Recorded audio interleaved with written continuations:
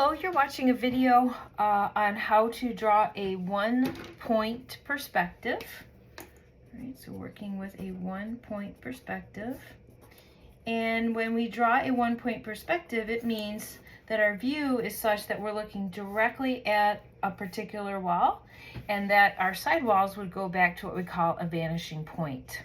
So to get started, I've written some directions down here, and our scenario will be that we are going to draw a perspective that is the scenario of we're standing 10 feet back from the south wall. Now, to get started, what I typically do is look where my north symbol is, and just in the context of if I might turn the drawing to look at it a different way, I don't want to get mixed up which is north, south, east, and west. So you'll see that I've gone in and put in where those directions are, just to make sure that I'm focusing on drawing this here.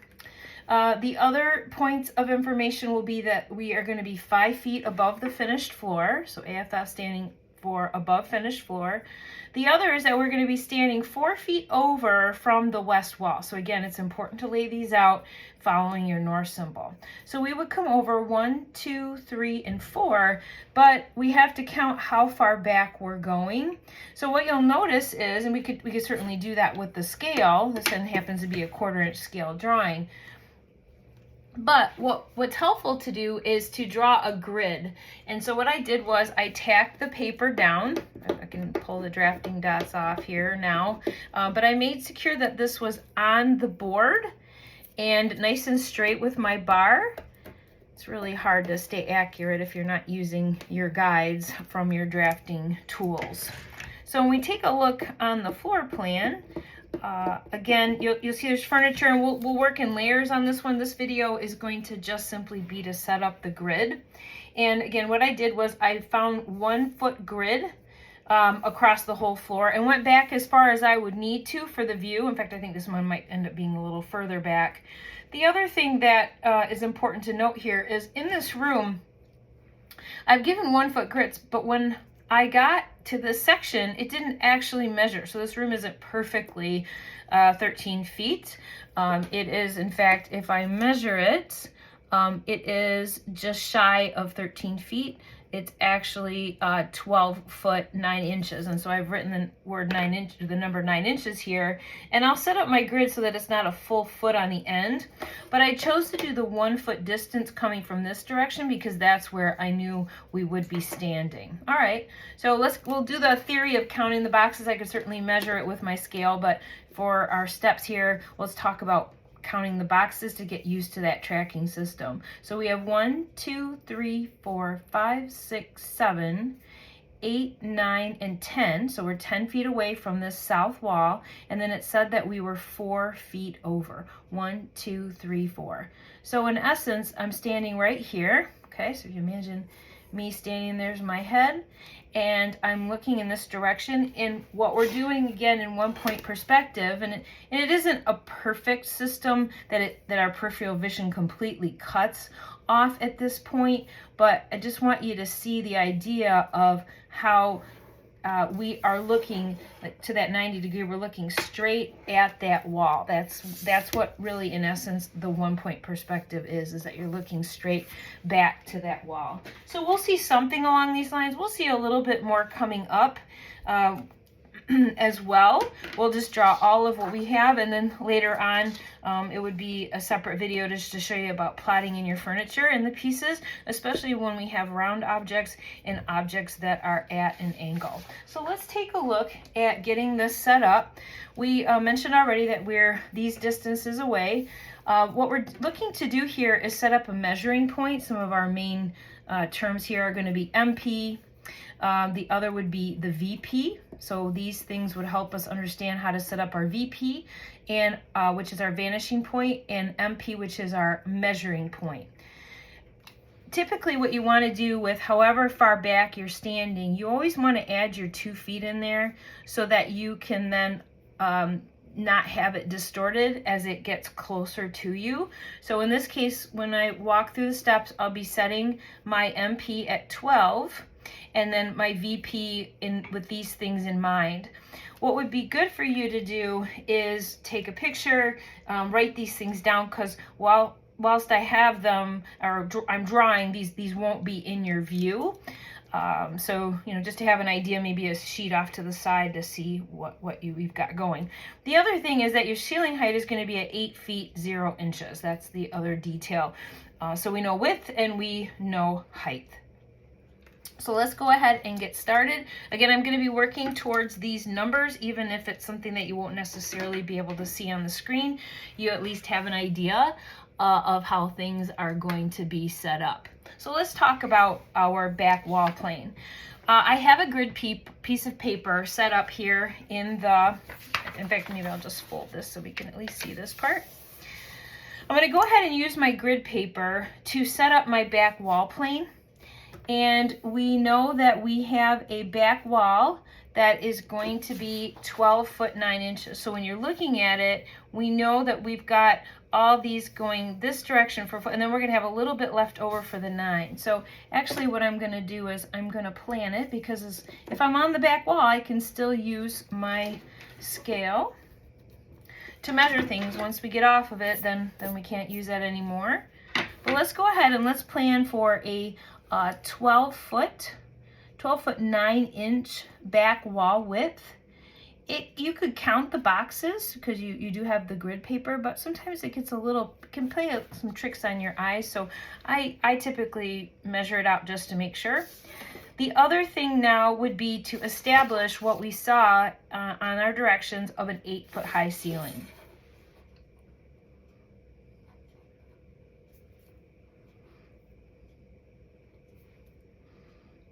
The space that I'm planning for my box, and I'll draw that in just a minute, I'm making sure that I have enough room to bring the floor plane towards me and make sure that, so I'm going to set up a little bit higher. Though in the view, this will be bigger than what you would you'd see on the ceiling. So I'm going to leave a little bit more room for that floor.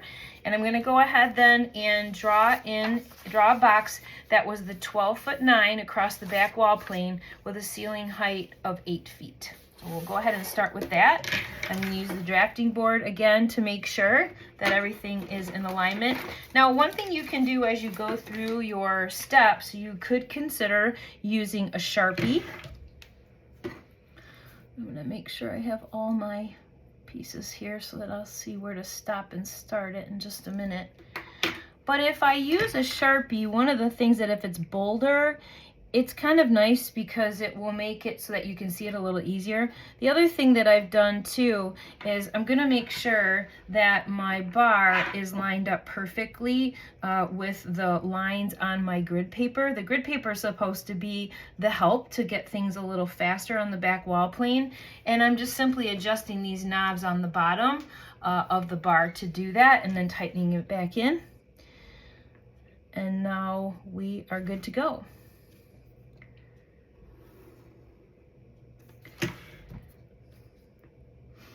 So remember, we're drawing that back, the south wall on that, and then we'll come in with our boulder marker and make sure that we have the back wall plane. So again, we're looking at the back wall plane. We're drawing our perspective of the south wall, which when we measured it was 12 feet 9 inches by 8 foot high for the ceiling. Okay, so 1, 2, 3, 4, 5, 6, 7, 8, and then I measured a full foot over because you're simulating this. I started with 1 foot increments and then left that extra 9 on the end, and we'll just set up our guide that way. Okay, now the next thing is the VP. We know that the VP would be 5 feet up off the floor, so it would be 1 foot, 2 foot, 3 foot, 4, and 5. So we know we're 5 feet up off the ground. What we have to figure out is that we're 4 feet over from the west wall. So again, looking at the view, this is the west wall, and that's how I've set it up here as well. So if you imagine that this is the south wall, over here what will come towards us is going to be the west wall. So we come over 4 feet, 1, 2, 3, and 4 feet up. And this now is what we call our VP. I'm not going to make it too thick because I want to make sure that it isn't something that we misaligning correctly, but we do want to easily see it as we layer in papers, because I would make my grid on one layer and then do all the items such as the furnishings drawn on a second layer. So to begin with, let's start to get that 3D effect. And what we'll do is I will establish that from the corners, because this wall is perpendicular, or that right angle to the back wall plane, I can take these points and I can go back to the VP, and that's how I know these walls will run out. So I'm going to do that now. I'm taking and I'm doing my VP to the corner. Again, VP to the corner, making sure I'm considering the thickness of my medium and bringing the line all the way out.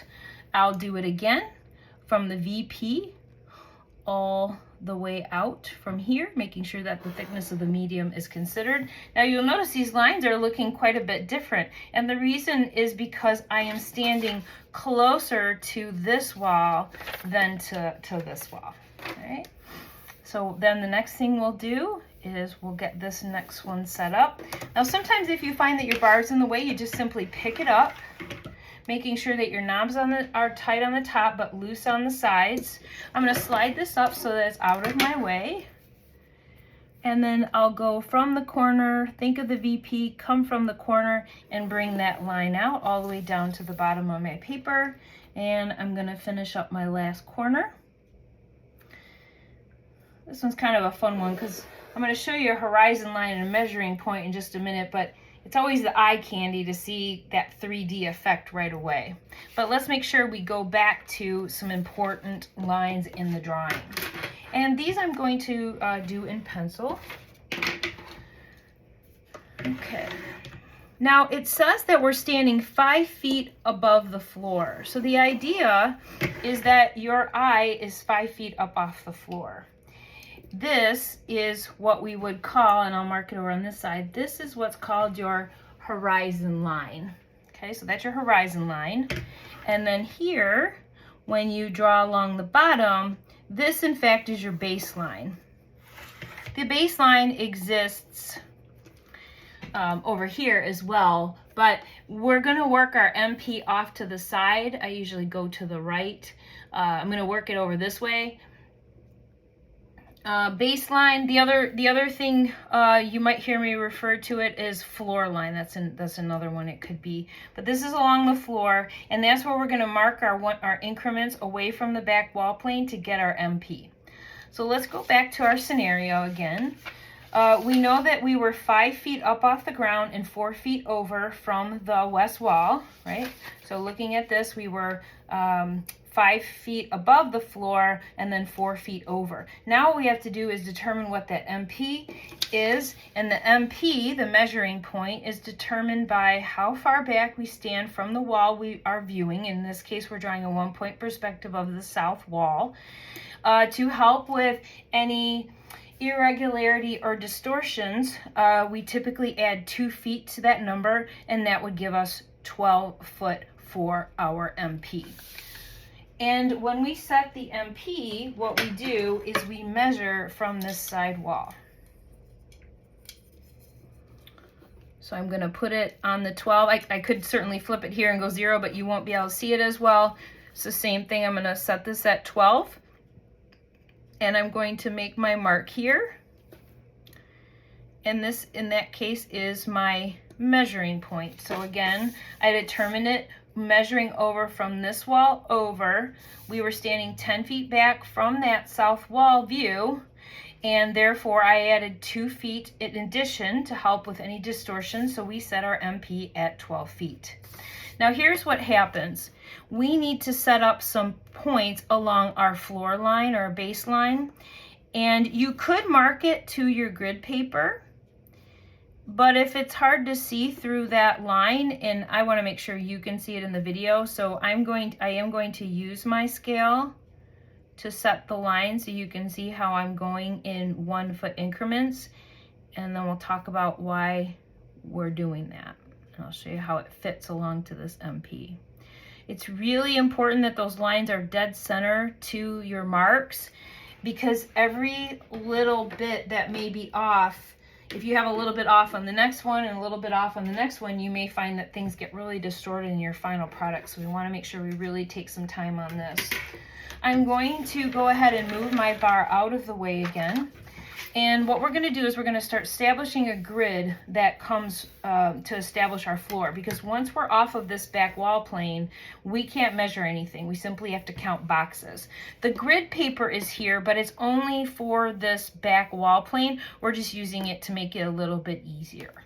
Okay, so our first one to establish how to start drawing our floor line is to take your MP and go to the first mark. This is your 1 foot away. You go through this intersection, and we have to make sure that we're dead center, allowing for the thickness of our medium.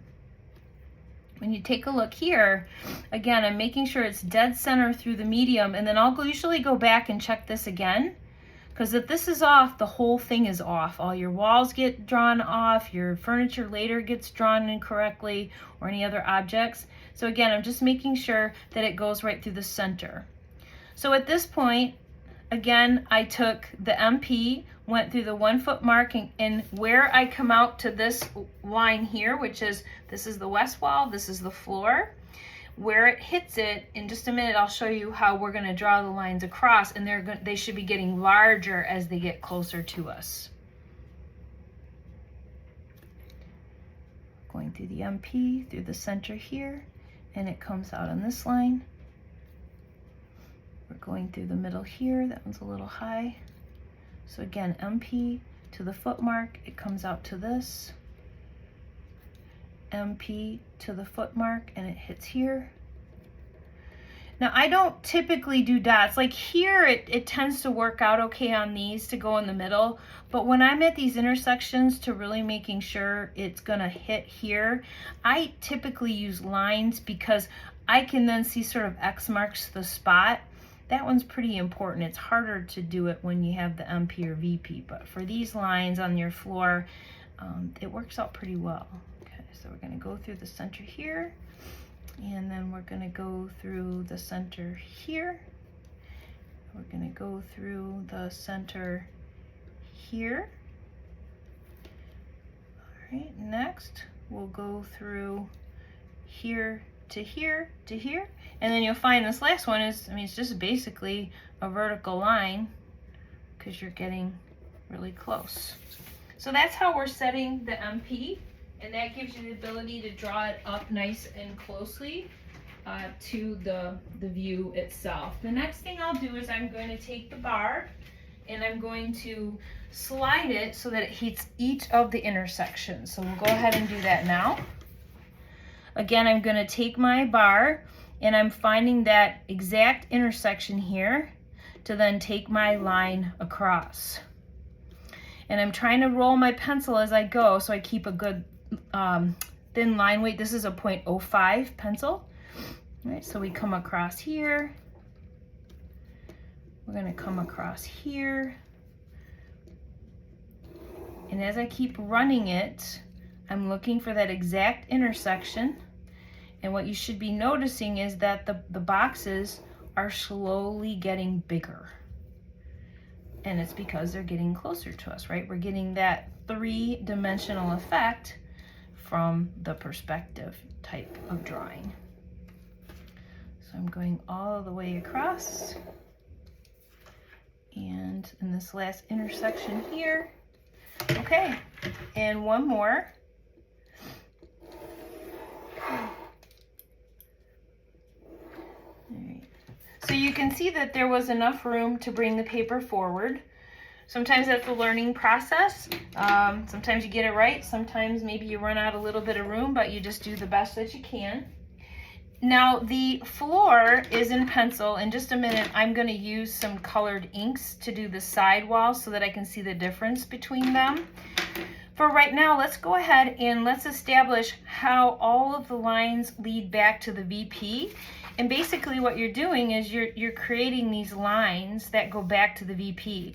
And they go back to the VP like this because they are perpendicular on the drawing.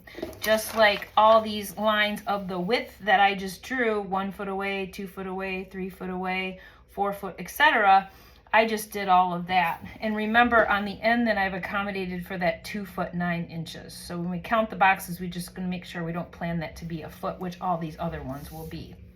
So let's go ahead and we'll move the bar again and we'll get it set to the VP. And I'm looking for my intersections down along the bottom of the grid, making sure they're right in the middle.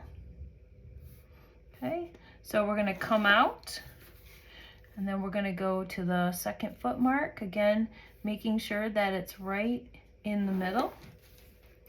Here is our next mark here, coming out. And this one is right where we're standing, so you're gonna see that that one is just coming straight down. Okay, and then this is gonna go to the foot mark. And I'm finding it's a little difficult with the shadow, so what I'm going to do is I'm just going to make my foot increments just like I had over here so that I can see it a little better when I'm trying to run my lines. Okay, so it goes right through the middle. There's my intersection there. And I'm going to make sure it goes right dead center on the VP. And then again, on the foot mark, go through the middle of the VP. And though it may seem like this is taking a long time, if you get this right in the first part, then you're good to go on the rest. So it is worth the investment of the time. Okay, so we'll take a look here. Just gonna get through my last ones. Okay.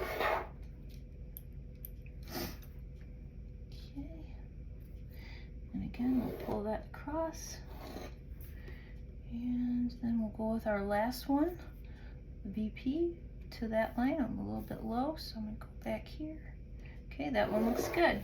Okay, so again, you can see that the rows are getting bigger as they come towards us, and we know we are standing 4 feet over, so that's why this wall angles differently, and this one looks like it's a little bit tighter to us. The way that I then can draw the grid that goes up my walls so that I know how to count and plan for heights there is I'm simply going to go ahead and plant my triangle on my bar, and I will go right at the intersection where that mark hit the line where the floor began. And I'm going to do it in red so that I can identify the different planes. Once you set another sheet of paper, it is helpful to see.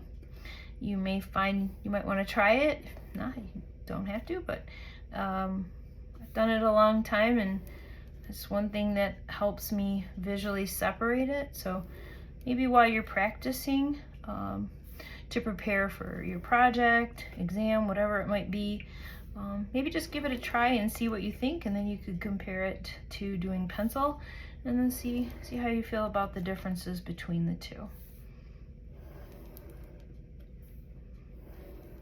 This is an ultra fine point Sharpie is what's working for me on these. It's not too thick, but it's not too thin either.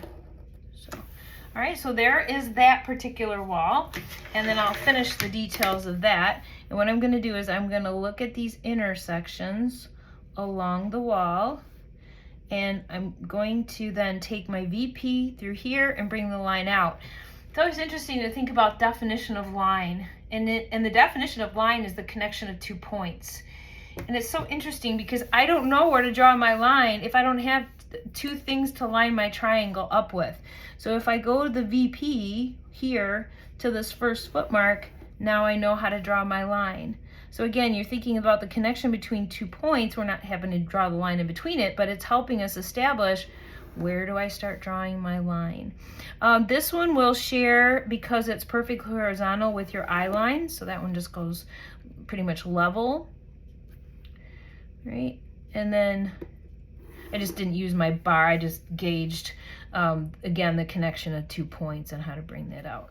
Okay, so just, again, make sure you're still checking that for the thickness so that you're not off. every one of these should look equally spaced along the back wall, and then they get bigger as they come towards you, but there should be a consistency on the back wall. Okay. And then we'll go here, here.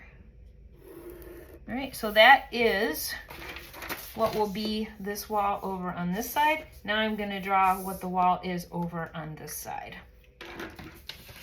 I'm gonna do this one in green, and because it's always best to have my triangle resting on the bar, just for gravity's sake, I'm gonna go ahead and pull my bar down now. I've got my triangle in place, and again, I'm just looking for the intersections here where I can then draw the line, so that I'm looking for 1 foot increments coming from the back wall. But since I'm not on the back wall anymore, I cannot measure. Yeah, these ones look a little bit light. I think I'm gonna go back to the Sharpie. I don't think I'll be able to see that through there so well. I think an emerald green one would probably look better. But we'll just make them look slightly different in weight so that we can differentiate. Okay. And I'm just finding where that floor line exactly hits this line here. The redirection between the wall and the wall and the floor.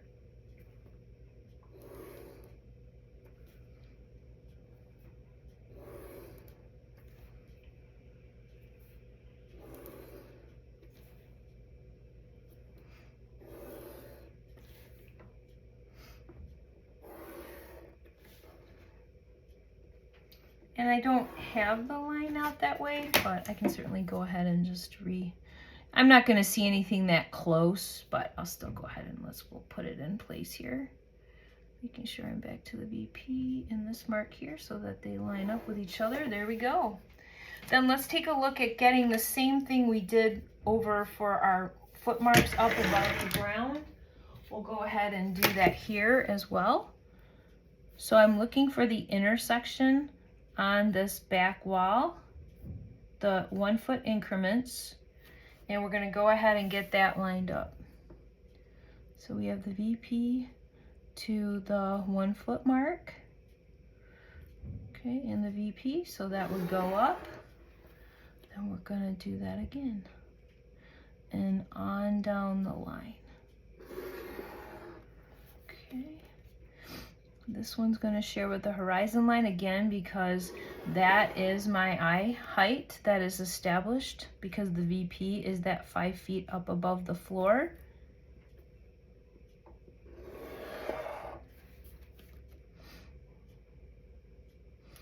The 5 foot is like a typical distance for a person to be looking. That's why we set it up that way. If you had a view for a taller person, you know, maybe you want to, they're 6 feet, maybe you want to make it 5'6". I just happen to be 5'6", and so 5 feet is about where my eyes would be. But you could be a little kid, you could do their little room, and you could do a viewpoint of like a little kid's view, maybe 3 feet up off the floor. That should be, so there's your grid. That gives you your grid of a 1 point perspective for this room that had an 8 foot ceiling, in which we were looking at the south wall and standing back the 10 feet and 4 feet over with a ceiling height of 8. That is your perspective.